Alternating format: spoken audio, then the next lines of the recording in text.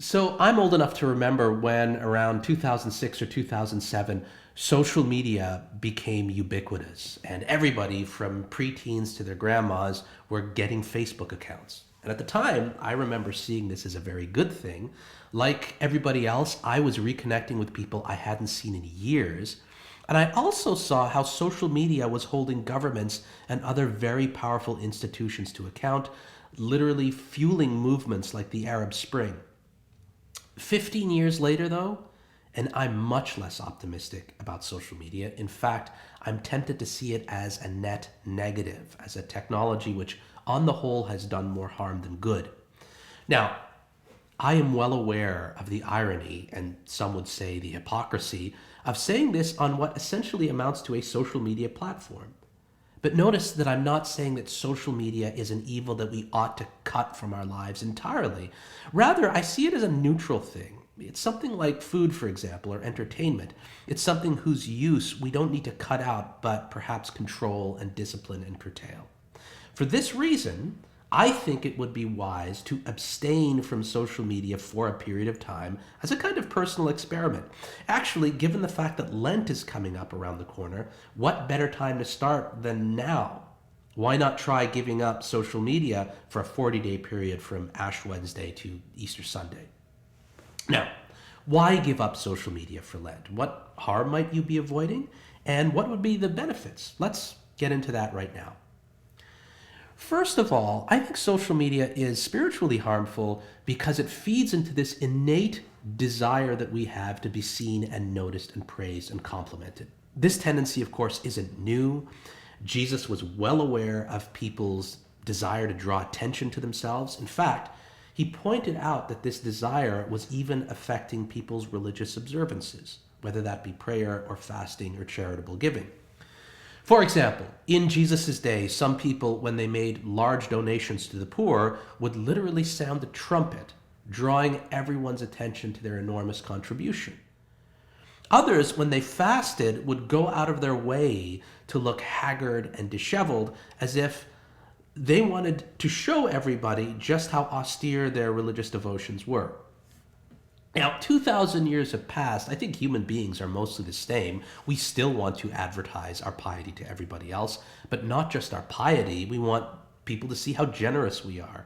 We want to show people how talented we are, how successful we are, how accomplished we are, how accomplished our children are.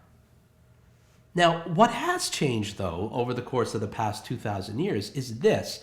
Now we have a technology, social media, that feeds into this desire to be seen and noticed and praised and liked.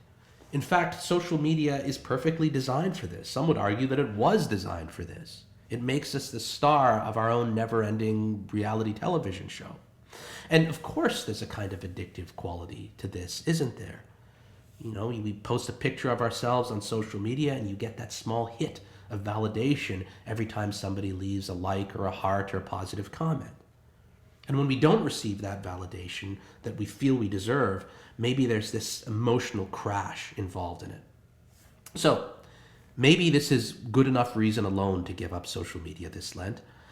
I heard of one person who deleted his Facebook and I think Instagram account, and he found that for the first time in a long time, he was going about his day-to-day life without thinking about documenting it or sharing it with other people. For him, it was liberating. He was able to genuinely live in the moment, appreciating whatever beauty was around him, and really appreciating it for its own sake.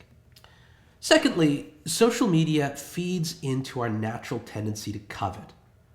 Now, I'm going to define covetousness as a desire to have that which belongs to others, maybe even a desire to have that which we're not meant to have. And this desire can certainly be awakened while scrolling through your Facebook feed. Why? Because on social media, people offer a highly filtered and a highly idealized picture of their life. Now, take something as simple as a profile pic. Most people don't upload a photo of themselves for their profile pic as they look first thing in the morning, before they've shaved, or before they put their makeup on.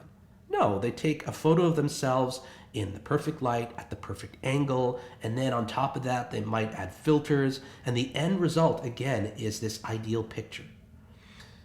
But of course, people don't just do this with profile pics. On social media, they portray their lives in general as positive.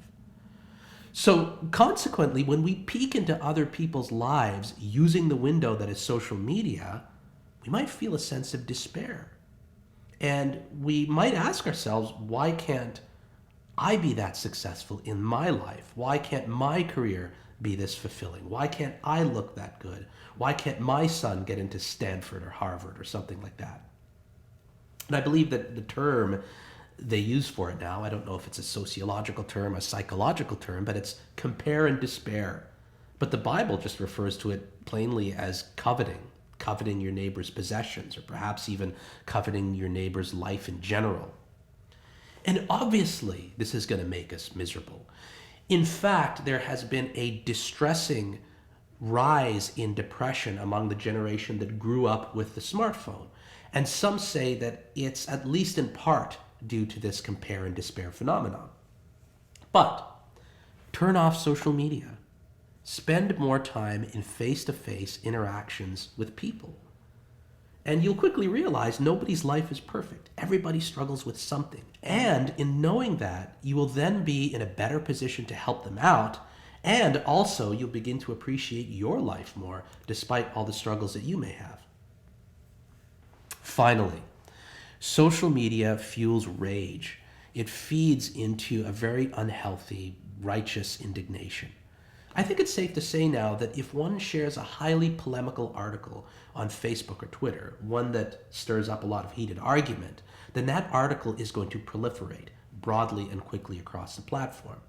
However, if you share a nuanced article that's better researched, longer perhaps, it's apt to get less attention. And the result is this: when we go online, our minds are bombarded with vitriolic material that's meant to hit us in the gut and really meant to fan our sense of outrage. Like, who hasn't logged off social media after having spent, say, 15 minutes to half an hour online, only to be left with this lingering feeling of bitterness and hurt and resentment? I know it's happened to me in the past. And just think of the virtual stonings that we've witnessed over the course of, say, the past 10 to 15 years since the advent of social media. And I think you know what I'm talking about.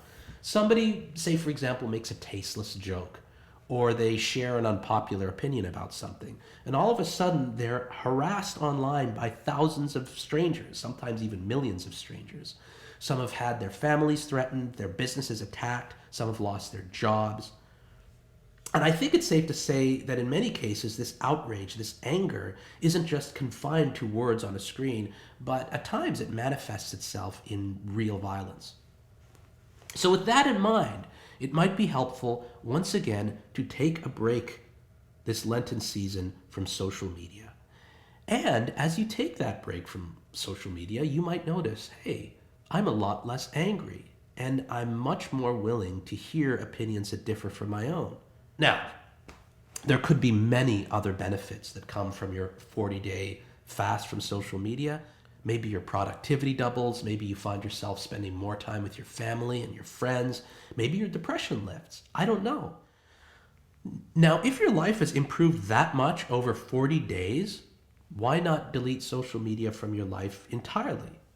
Or maybe you could only delete the platforms that you struggle to use responsibly. I don't know. In general, and I think this is a good principle, if there's anything in your life, social media or otherwise, that's really hindering your walk of faith, then you're going to have to sacrifice it. That principle in itself is important to observing a good Lent. As a matter of fact, I think it's an integral part of our Christian journey. So, would you consider giving up social media for Lent? Are there other reasons for giving up social media that I haven't mentioned in this brief talk? If there are, please let me know in the comments. But really, whatever discipline you choose to take on for Lent this year, I do wish you a blessed Lenten season and a wonderful Easter. Thank you so much for watching me complain about social media on social media, and God bless.